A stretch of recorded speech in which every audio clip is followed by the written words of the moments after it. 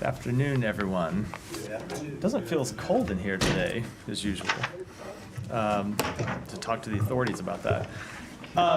Start with some opening remarks. The Georgian people went to the polls on Saturday in an election environment shaped by the ruling party's policies, including misuse of public resources, vote buying, and voter intimidation.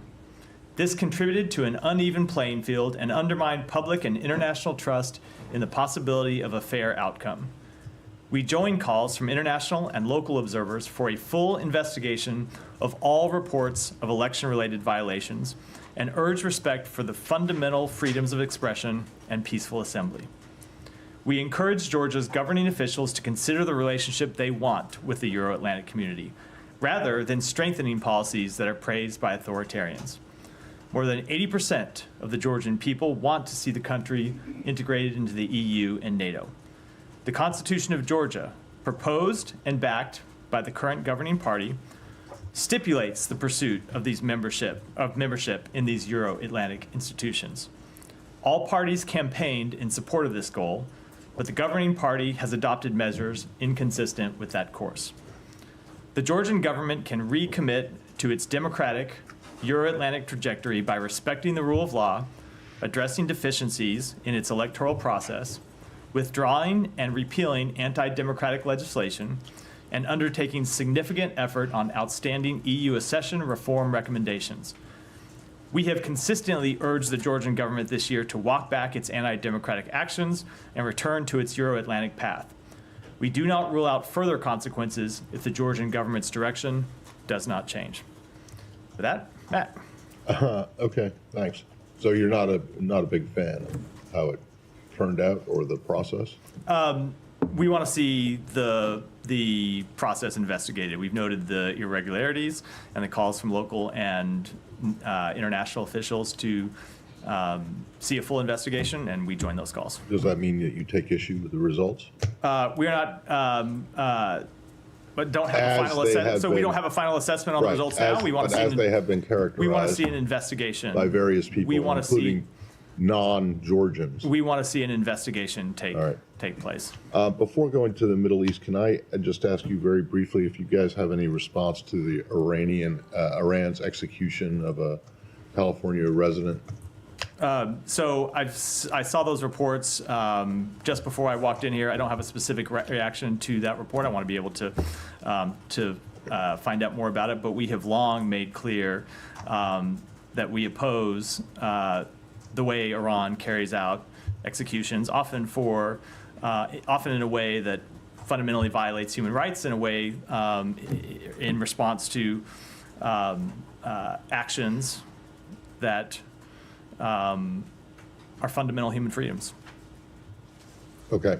Unless someone has something more on that, I want to go to the Middle East. Yeah. Okay, so the Secretary got back on Friday.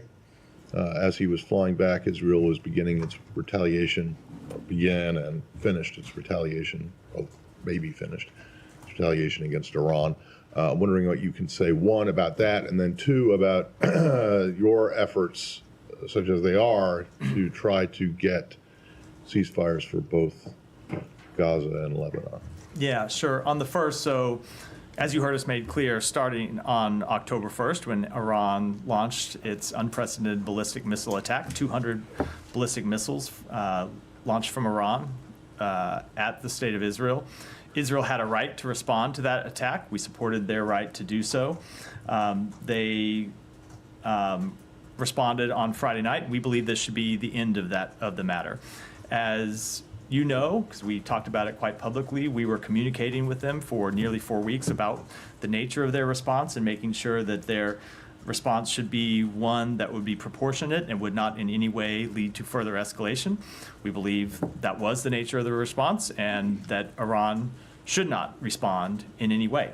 And that if Iran does not respond in any way, if Iran does respond in any way, we will continue to defend Israel. When it comes to the conflicts in Gaza and Lebanon, so as you know, negotiators met over the weekend to discuss how we can capitalize on the opportunity presented by Yahya Sinwar's death to try to move forward negotiations and get to an end of the war. I'm not going to get into the substance of the negotiations, but as the Secretary said last week, we wanted to see whether there are new formulations, new permutations of the deals that have been on the table, to see if there's a way to break the logjam that we've been at and move forward and finally get an end to the war. And we will continue to pursue that. And then when it relates to the conflict in Lebanon, I don't have any new updates from what the Secretary said last week. Okay. On the Iran retaliation, are you satisfied with that the Israelis listened to your advice and counsel? We do believe that well, let me say, first of all, so you heard the president say publicly a couple of things that he thought should not be included in the response. And if you look at the response that Israel launched, it did not include nuclear-related targets or attacks on economic sites. The response from Israel was limited to military sites, which was entirely appropriate given the nature of the attack by Iran. So we do think it was a proportionate response that should not lead to further escalation by Iran, and we certainly hope that Iran will not further escalate the conflict. Thanks. Yeah, Shannon. Over the past week, a lot of the discussion about post-Sinwar conflict in Gaza has been about figuring out whether Hamas is serious about cutting any kind of hostage deal. Now it's been about a week and a half since Sinwar was confirmed to be dead. Is the time that has elapsed indicative that Hamas is not serious? I think it is too early to say, to be perfectly honest. So Hamas has a process it goes through to select a new leadership. It appears to be going through that process now. We obviously don't have a great deal of insight into Hamas's internal decision-making, but based on our conversations in the region, our understanding is that Hamas is being run by a council now, and at some point will go through a process to select a new leader. And I think the results over the next few weeks will determine whether there has been a change in their posture. What we know is that the barrier we faced before his death was that Sinwar had ruled out negotiating not further on any matter. The proposal that he had submitted in July was his final offer, and he wasn't willing to negotiate any further, and he had the ability to make that decision. He was the clear leader of Hamas. Whether the new leadership will have a new position based on either their own assessments of the situation or based on the changing facts since then, we don't know. But we believe there's an opportunity to pursue a deal, and that's what we're going to try to do. Is the State Department confident that if Hamas is either unwilling or unable to hand over the remaining hostages, that it will be able to bring this conflict to a resolution? Look, so Israel has, I know you were with us, so you heard the Secretary speak to this. Israel has achieved a number of really critically important strategic objectives. One of them, of course, has been to thoroughly degrade Hamas's military capabilities to the point that they could no longer launch anything like the attacks that they launched a year ago. They still maintain a threat. They still can launch terrorist activities, but their military wing has been really degraded in its capacities. And then bringing Yahya Sinwar to death was another significant objective. But we absolutely need to see all of the hostages brought home. We sometimes, we talk a lot about the hostage negotiations and the path to ending the war through hostage negotiations. Hamas should just release the hostages now. They never should have taken these hostages in the first place. They continue to hold civilians hostage. There's no justification for them to do that, and they should just release them. But we will continue, but obviously it seems an unlikely prospect given the fact they've held them for a year now, so we're going to continue to try to bring them home. That is an important strategic objective for Israel, and it is an important strategic objective for the United States. Let's not lose sight of the fact that there are 7 Americans who continue to be held by Hamas. Yeah, just to come back to the ceasefire, to the Egyptian proposal of a 2-day ceasefire, are you specifically in favor of that, in considering the situation right now? Is that what is actually on the table that you're negotiating with? So I don't want to speak to any specific proposals from the podium. I don't think it's helpful to get into them publicly. We have long made clear as a general matter that we were open to other scenarios. You know, that we pursued pauses back in November to pause the conflict for a short period of time in exchange for a number of hostages being released. Those pauses expired when Hamas restarted the conflict.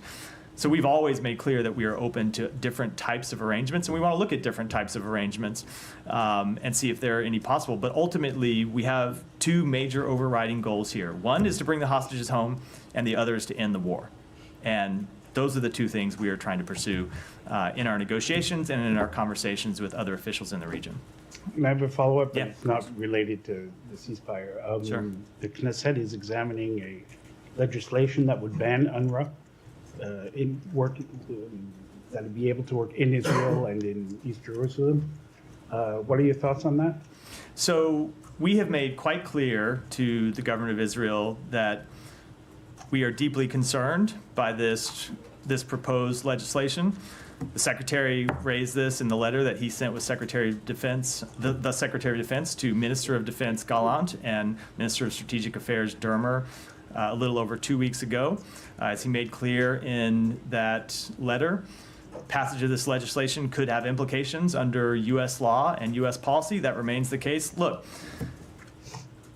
UNRWA plays a critical, important role in delivering humanitarian assistance to civilians that need it in Gaza. That's not the only role they play. They play an important role providing services to Palestinians in the West Bank and throughout the region as well. But they really play an irreplaceable role right now in Gaza, where they are on the front lines getting humanitarian assistance to the people they need it. There's nobody that can replace them right now in the middle of the crisis. So we continue to urge the government of Israel to pause the implementation of this legislation. We urge them not to pass it at all. And we will consider next steps based on what happens in the days ahead. Let me stick it up here first. Go ahead. Thank you. So an Iran and Iraq related question. Do you think holding a session in United Nations Security Council merits Iran's complaining to the UN for against Israel? And also Iraq lodged a complaint. Do you think it's a valid complaint that Israel violated its airspace? The complaint you said from Iraq? First about Iran and then then about Iraq. Yeah, I meant the second part of the question. So look, when it comes to the second part of the question, it's not something I'll speak to from here. The U.S. did not participate in this attack in any way. With respect to the first part of the question, look, our ambassador to the United Nations will speak to this at the United Nations Security Council later today. I would just make very clear that it is Iran that launched 200 ballistic missiles at Israel that put civilians in danger, that was incredibly reckless, and that threatened to really escalate this conflict beyond control. Israel had a right to respond to that attack, and it did so in a way that was proportionate, and we believe that should be the end of the matter. I'm gonna skip you.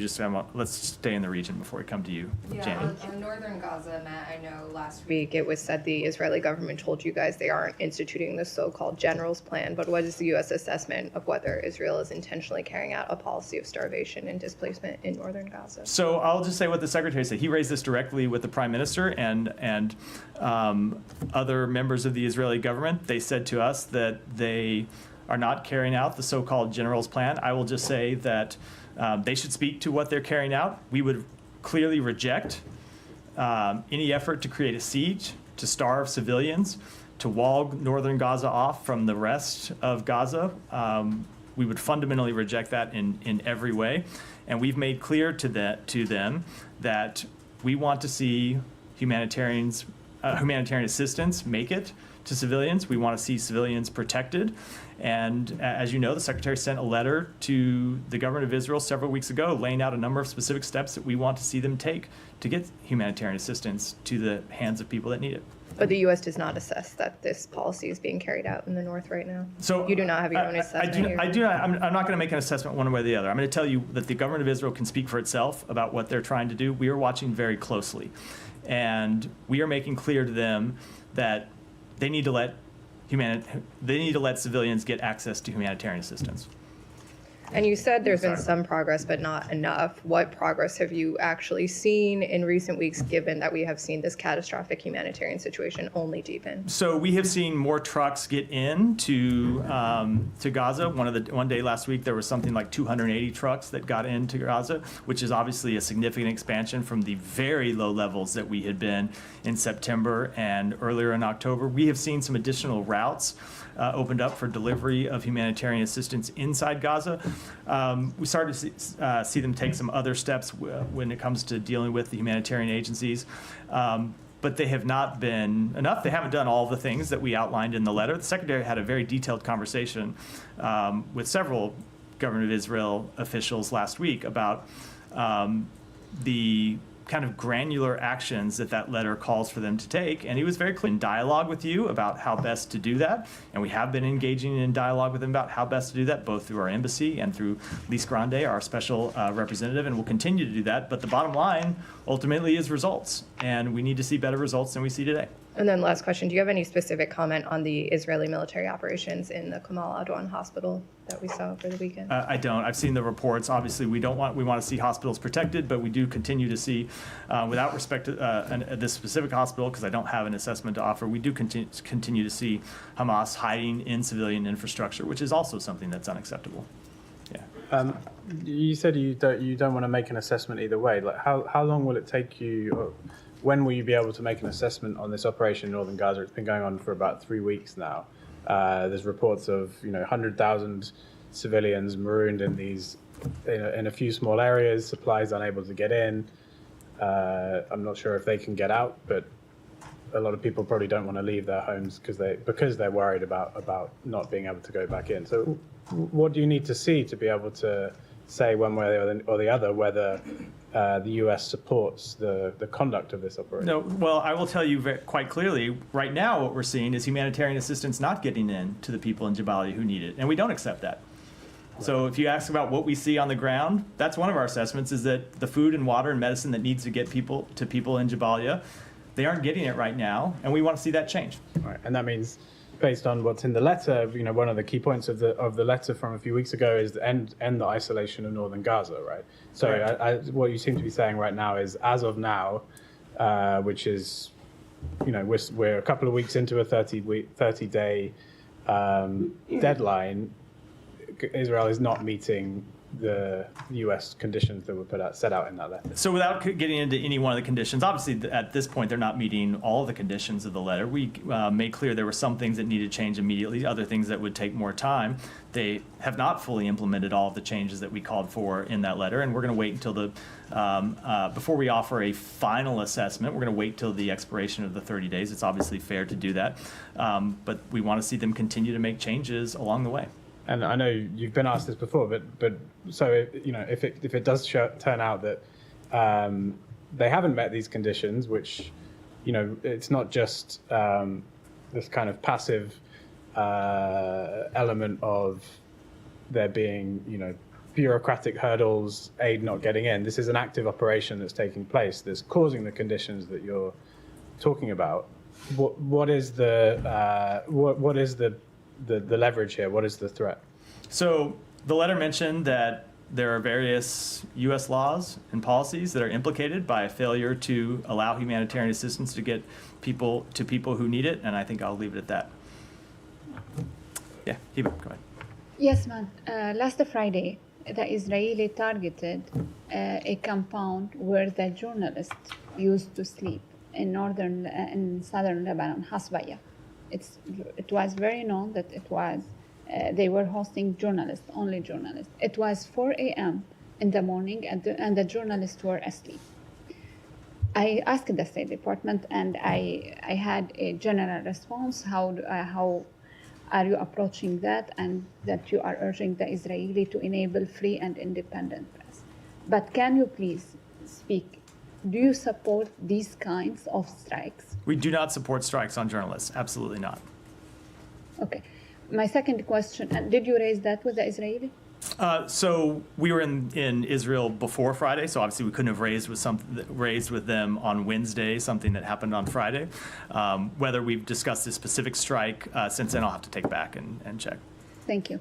And one more question on the talks with the Lebanese leaders, because you used to say when it comes to Gaza, for example, the onus is on Hamas or in Israel. When it comes to Lebanon, where things are stopping, who is the obstacle? So we did have a number of important conversations with partners in the region last week over the course of the Secretary's trip. Incredibly relevant to this is the conversation he had with the Prime Minister of Lebanon on Friday, where we discussed the fact that we want to see full implementation of UN Security Council Resolution 1701. And what we mean by full implementation, we don't want to go back to where we were before October 7th, and not just the year before October 7th, which is with a number of years before October 7th, where you had Hezbollah ignoring the obligations imposed on it by that Security Council resolution, obligations with which Hezbollah said it would comply, to put down its arms and withdraw north of the Litani River. So what we have been in conversation with the government of Lebanon and other partners in the region is how we can see 1701 actually enforced, and how we can see it monitored and how we can see it enforced in a way that means Hezbollah actually does not pose a threat to civilians in northern Israel. Those are the conversations that we've been having over the course of the last week, and obviously predating the Secretary's trip as well. Thank you. Yeah. It's a different topic, different region. Sure, go ahead. I'm sure we have some people to come back to on this, but go ahead. Thanks. So over the weekend and on Friday, there was reporting that Chinese hackers had successfully targeted the phones of U.S. politicians, President Trump, Vice Presidential nominee Vance, but also Senator Schumer and Vice President Harris staffers. I know this is an interagency thing.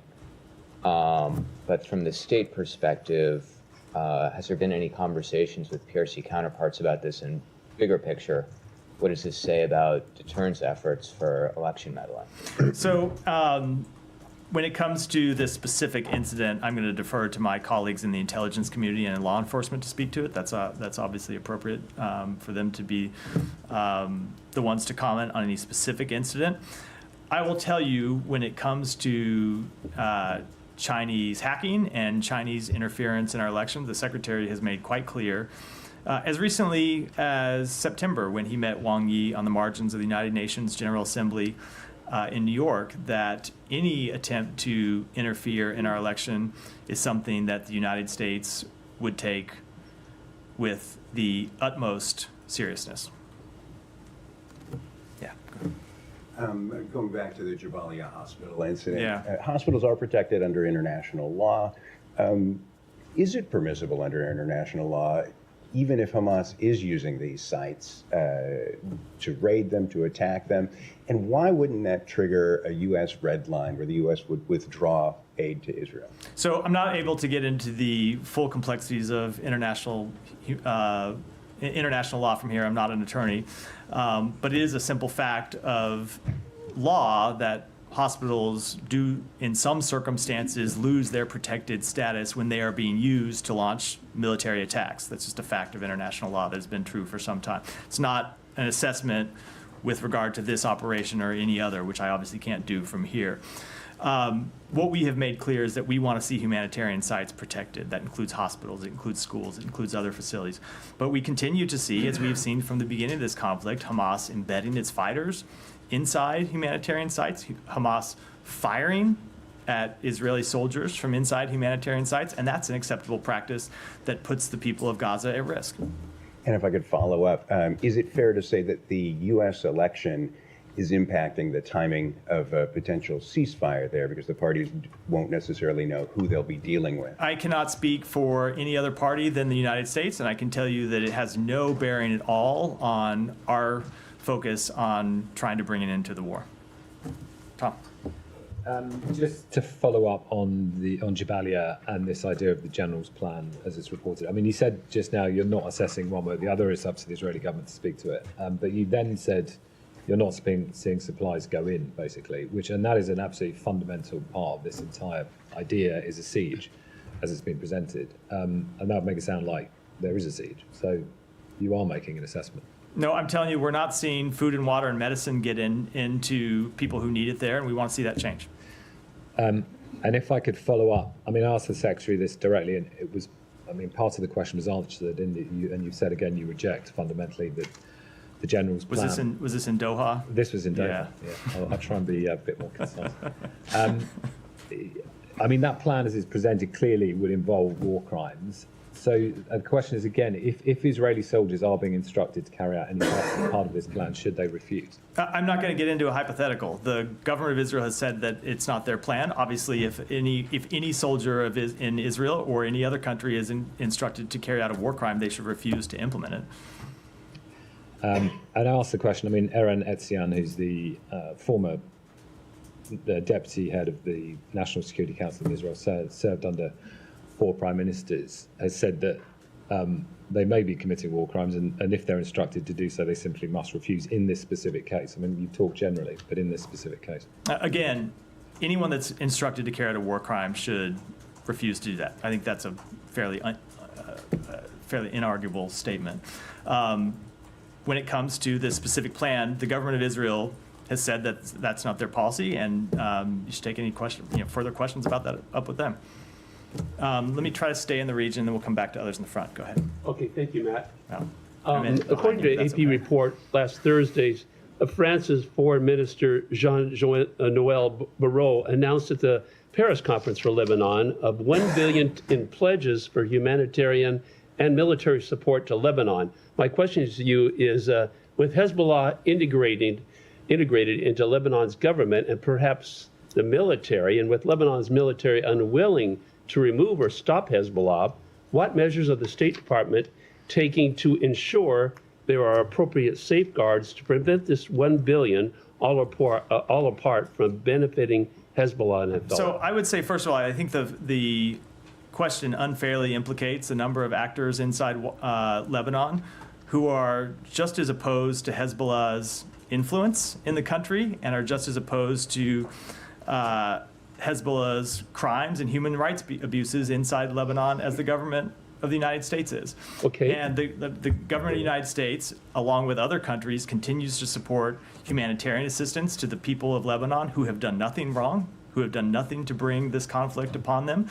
And we continue to support important institutions in Lebanon, like the Lebanese Armed Forces, which we actually believe can be a bulwark for stability against Hezbollah's terrorism and other crimes. Okay, in a State Department report, October 25th of this year, Secretary of State Antony Blinken announced from Doha, Qatar, $135 million more in assistance to the Palestinians. My question to you is, in light of concerns that this money may be misappropriated for terrorism, what exactly will this money be used for while Hamas is unchecked by the Palestinian Authority in Judea and Samaria? And why isn't the State Department demanding Abbas forces arrest and disarm Hamas, especially Palestinian Islamic Jihad and his own pay-to-slave program? So let me just take the first part of the question. The money that the Secretary announced is being spent through the World Health Organization and through UNICEF, an organization that exists to provide humanitarian assistance to children.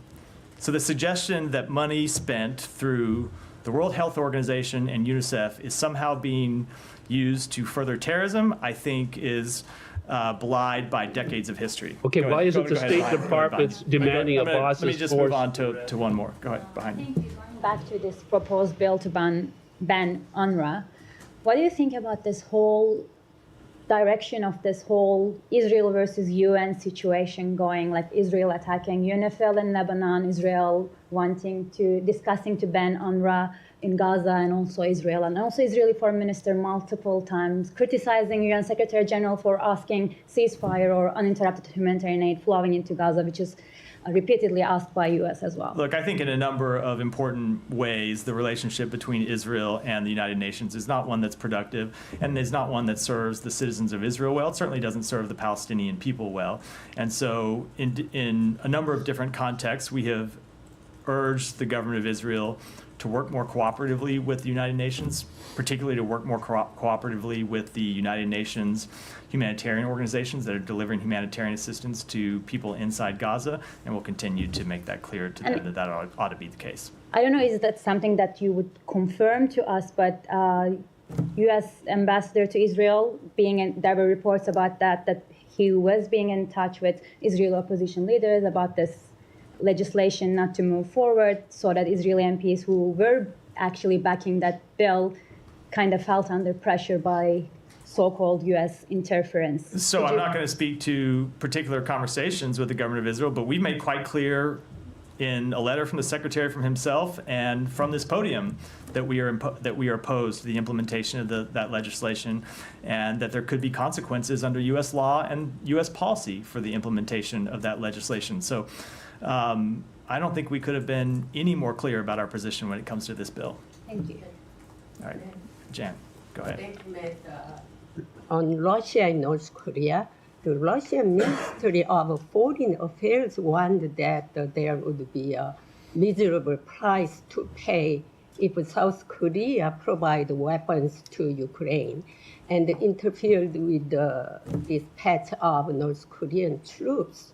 Meanwhile, North Korean Kim Yo-jong threatened that if the U.S. and South Korea joint military exercises put pressure on them, an uncontrollable situation would arise on the Korean Peninsula, and that the U.S. would be responsible for it. How will you react to it? I would say that, as usual, Russia should stop making provocative statements against its neighbors and others in the region. One more, the Russian House of Representatives ratified Russia and North Korea Comprehensive Strategic Partnership Treaty. This treaty allows mutual military assistance between Russia and North Korea. How do you assess the legitimacy of military cooperation between North Korea and Russia in the future? We continue to be greatly concerned about the growing security partnership between Russia Do you and North have Korea. anything upgrade about the information on the North Korean troops? 5,000 troops headed to cruise. So we believe that we believe that North Korea has sent around 10,000 total soldiers to train in eastern Russia. That will probably augment Russian forces near Ukraine over the past several weeks. We have already seen a portion of those soldiers move closer to Ukraine, and we are increasingly concerned that Russia intends to use these soldiers in combat or to support combat operations against Ukrainian forces in Kursk near the border with Ukraine. How close have they moved? I don't have any further assessment to offer from here today. As you know, when Okay, well, I mean, it's just that, Russia is a pretty large land area. Indeed. So moving from Vladivostok, to Yekaterinburg is not necessarily getting close to Ukraine. It is closer to As you the know, west of Russia. But when we declassify intelligence information and make it public, we oftentimes are extremely limited in what we can say about that declassification, and that's the assessment I can offer today. But we are watching it very closely, and when we see further movements and have further updates to offer, we will certainly make those public. But they're not in Kursk. I don't have any further assessment to offer today. All right. Well, can you be at least are they halfway there? I'm not going to do a percentage, Matt. Sorry. Well, I mean, a mile. Are they a mile away from where they started? A good bit more than a mile. All right. Yeah. Sorry, Nike. Go ahead. Just to clarify, you mentioned 10,000 troops. Are they in Kursk or the Kursk region or in other region? And then, is that your U.S. assessment that those North Korean troops were deployed to fight for Russia's war in Ukraine and not just for training purposes? So I don't have anything further to say than what I said a minute ago. We have seen 10,000 troops moved to eastern Ukraine. Some portion of those 10,000. I'm sorry. Excuse me. Thank you for the correction. We have seen around 10,000 total North Korean troops move to eastern Russia. We have over the last few days seen a portion of those 10,000 groups move west, closer to Ukraine, nearer to Ukraine. In terms of an assessment, we're concerned that they intend to use them to fight or to support combat operations against Ukrainian forces in Kursk. And can you talk about the consultation and coordination with your South Korean counterparts, and what will be the high agendas on the 2+2 meetings on Thursday? So obviously we have a number of matters we want to talk about with our South Korean counterparts when their foreign minister and their defense minister are here.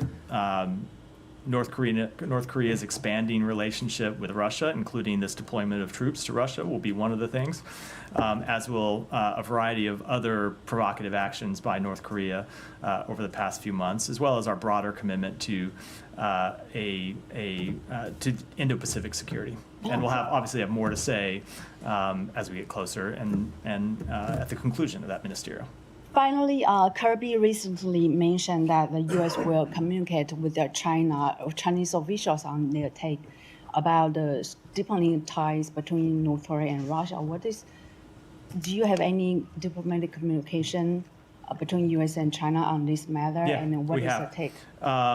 We have communicated with the PRC about this matter to make clear that we are concerned about it and that they ought to be concerned about this destabilizing action by two of its neighbors, Russia and North Korea. I'll let them speak for themselves, but we have been making clear to China for some time that they have an influential voice in the region, and they should be concerned about steps that Russia has taken to undermine stability. They should be concerned about steps that North Korea has taken to undermine stability and security, and we'll continue to make that clear to them. Yeah, Alex. On this topic, you finally came to the conclusion where Ukraine has been 2 weeks ago. Does it require any joint action?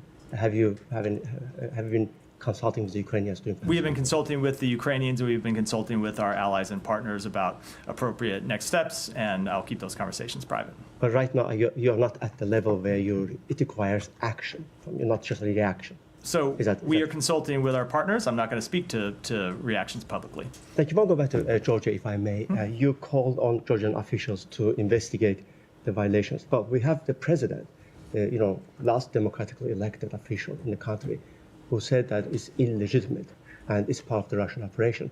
Is there any reason to why this is not reflected in your and the Secretary's statement yesterday? So we made clear that we want to see an investigation. And to be clear, Alex, I didn't specify that in my statement that it should be Georgian officials. Been $95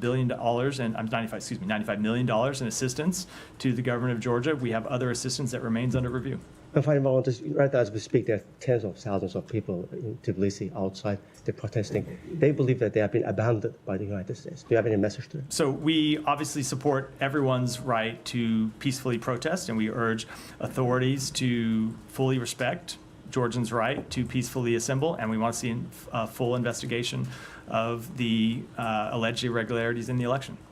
Can I have a follow-up Yeah. on Georgia? In the statement from the Secretary last night, and yours is today, one word is not there, Russia. Do you consider that they interfered in the election in Georgia? I don't have an assessment to offer at this point. Now, look, we saw, even outside the claims of Russian interference, we saw the ruling party take steps that would restrict Georgians' right to participate in a fully free and fair election. We saw vote buying, we saw crackdowns, and now, of course, that's a separate question from Russian interference. I'll say that we have seen Russia interfere with a number of its neighbors' elections over the past several years. We've seen them interfere in our own election.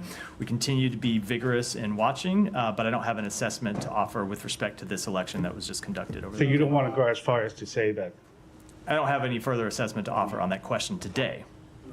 Yeah. Do you have any reaction to Viktor Orban going to Georgia immediately after these elections? I don't. Yeah. Over to Russia, there are reports that the U.S. soldier detained in the country, Gordon Black, met with the U.S. delegation recently. Can you confirm or deny that? And if they did meet, is there any additional consideration given to whether he should be considered wrongfully detained? I can't confirm that. Let me take that back and get you a response. And when it comes to a wrongful detention determination, nothing further I can speak to. Also on Russia, there was a report in TASS today that the Russians extracted what they called a U.S. asset from Donetsk, an American who they say was working with them there. Do you have any information? I don't. We saw those reports. We're looking into them, but I don't have any further information. Thanks. Yeah. Thank you so much, Matt. A report suggests 252 police sub-inspectors in Bangladesh were dismissed from final recruitment, allegedly excluding all Hindu officers.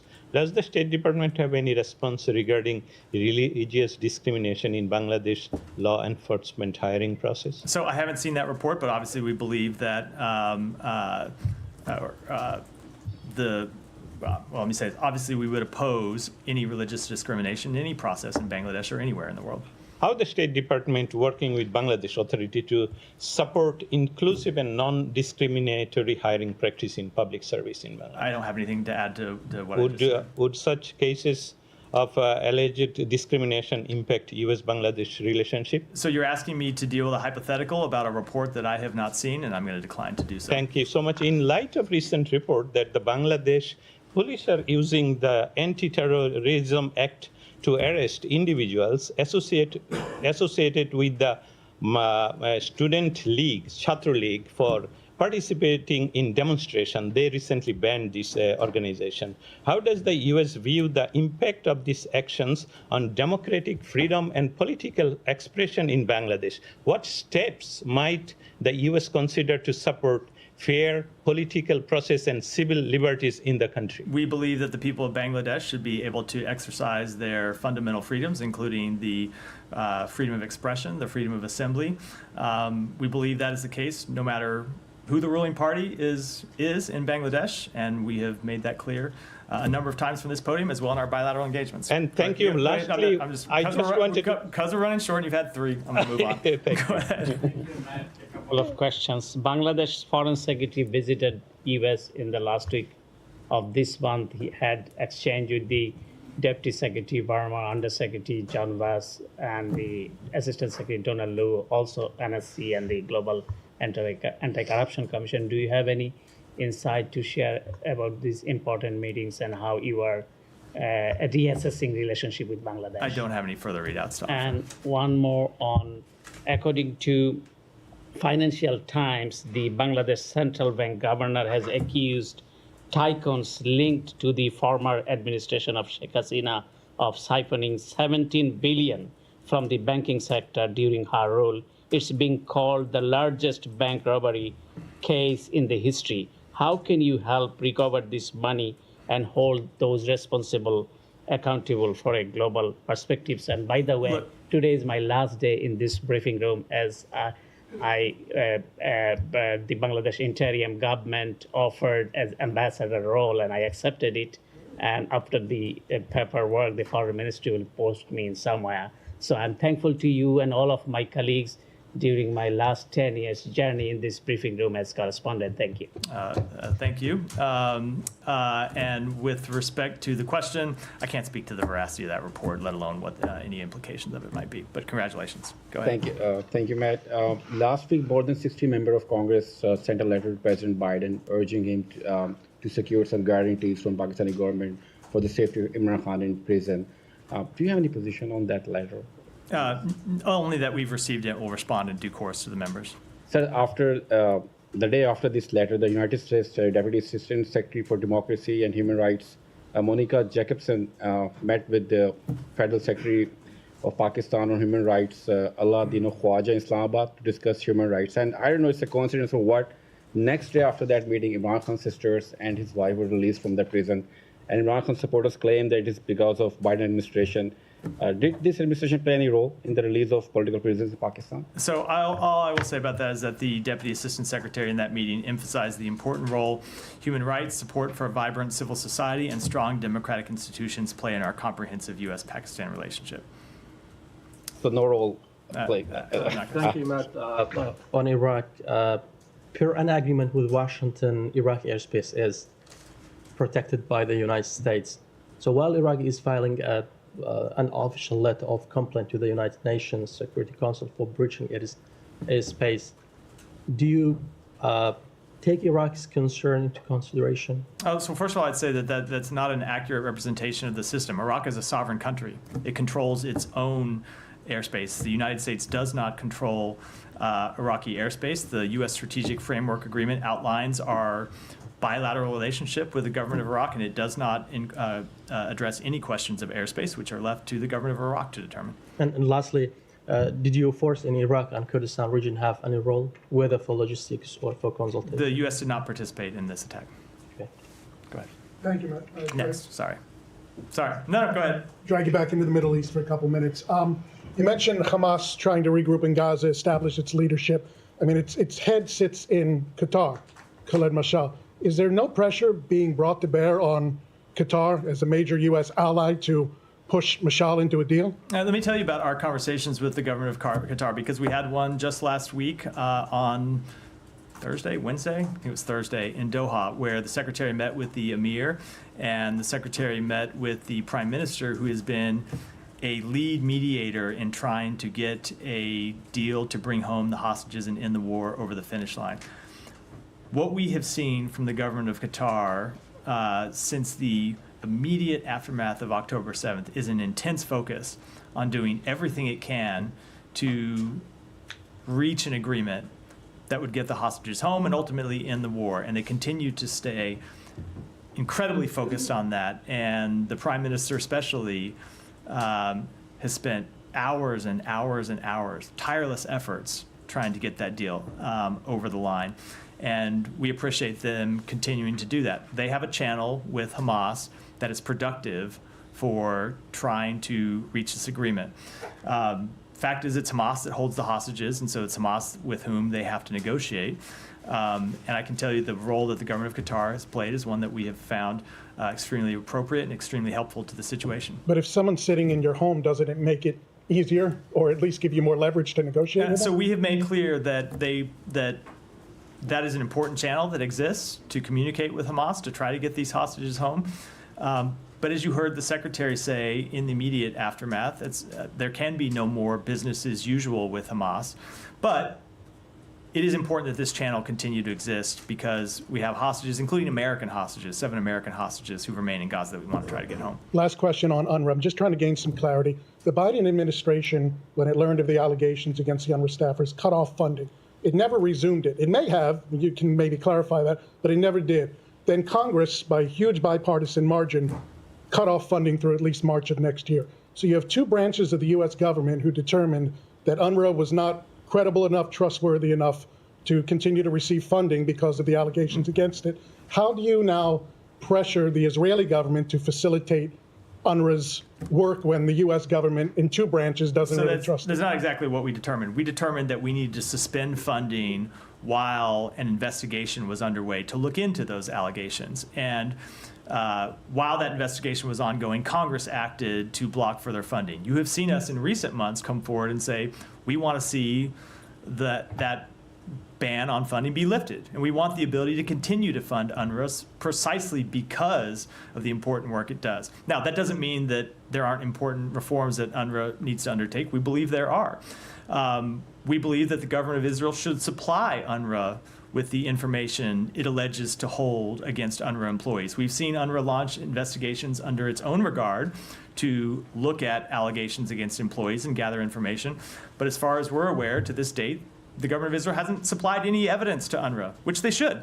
If they have allegations and they want UNRWA to take action, they should supply the evidence. I think that's a fairly obvious thing to do. If they want UNRWA to take action in the way that any organization should take action if any of its employees are involved in a terrorist attack. All of that to be said, there is an important role that UNRWA plays that no one else on the ground can play right now. And if UNRWA goes away, you will see civilians, including children, including babies, not be able to get access to food and water and medicine that they need to live. And we find that, frankly, unacceptable. Rabia. Just a quick question on Lebanon. Israeli airstrikes today hit historic city of Tari in southern Lebanon with footage of it going viral. Have you seen the video? And I wondered if you have any reaction. I have only seen the video. I can't offer any type of assessment on it. I don't know any of the underlying But have you seen the destruction? I mean, is that acceptable for you? So I can't speak to the underlying circumstances of that attack, what it is that they were targeting.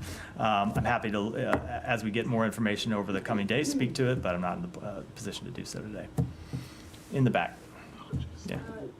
In the almost back, I should say. Yeah. Next to last row. Yesterday, Japan's ruling parties, the LDP and Komeito, lost the majority in parliament for the first time in 15 years. Now the future of Prime Minister Ishiba's government is uncertain. Do you have any comment on this? So the USJapan Alliance has been the cornerstone of peace, security, and prosperity in the Indo-Pacific and across the world for over 7 decades. It has never been stronger, and I do not see that changing because of the outcome of any election, either in the United States or in Japan. And so we look forward to continuing our work with the government of Japan, a steadfast ally of ours, across our broad agenda of regional and global issues, including regional stability, our defense alliance, and U.S.-Japan ROK trilateral relations.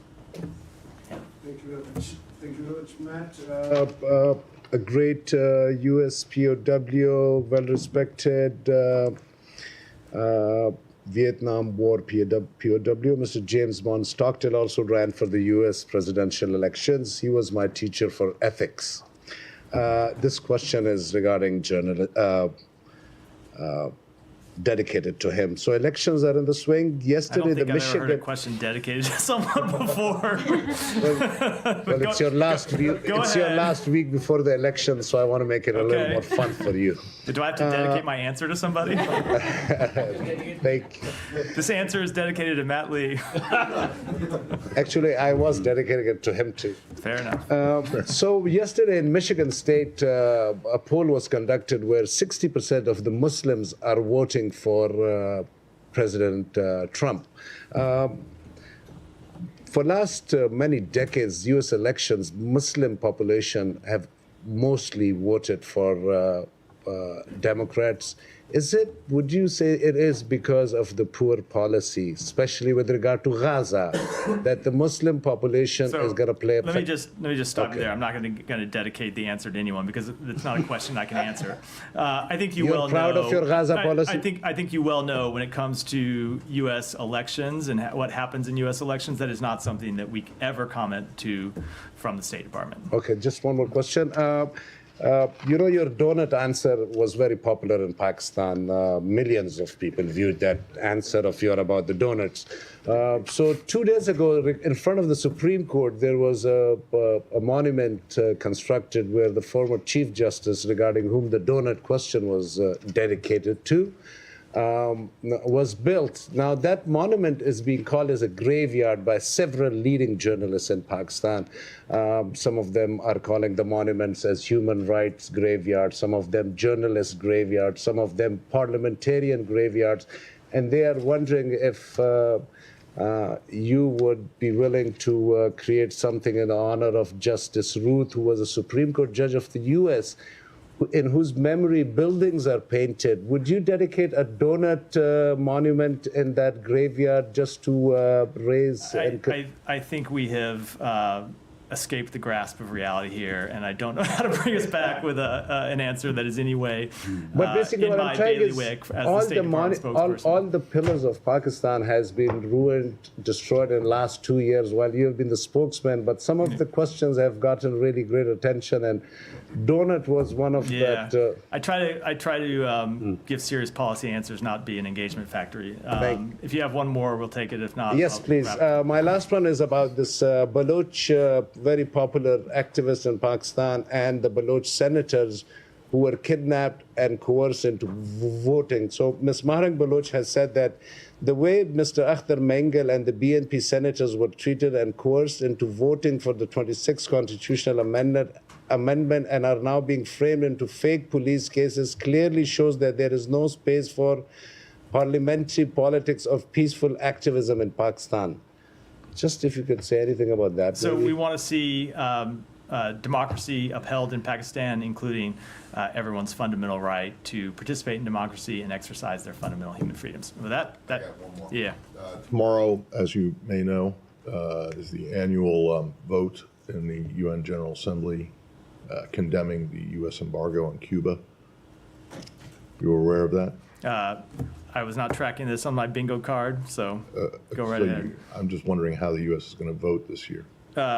I doubt we'll be voting to condemn ourselves. Well, you abstained one year. The last year of Obama's presidency, you guys abstained on it, and it caused a bit of a ripple. But, you know, as you probably know, it's basically the entire world votes to condemn it, and you and Israel, and in some cases, Palau or another Pacific island nation joins in voting against.